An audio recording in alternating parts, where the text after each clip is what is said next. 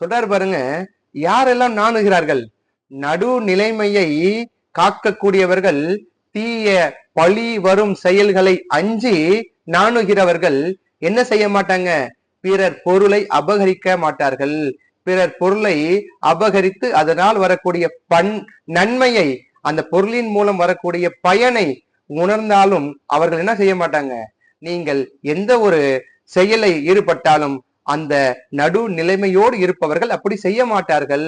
அந்த பயனு கிடைச்சாலும் பரவாயில்லப்பா, அந்த பயனு பிறருடைய பொருள் மேல நான் என்ன பண்ண மாட்டேன், ஆசைப்பட மாட்டேன், அந்த பொருளை அபகரிக்க மாட்டேன் அப்படின்னு ஆக அற்புதமா சொல்றாருங்க. அதுதான் சொல்றாரு பாருங்க, நடு நிலைமையோடு இருப்பவர்கள் நாணுகிறார்கள், தலை குனிந்து வெட்கப்படுறாங்க அப்படின்னு சொல்றாரு.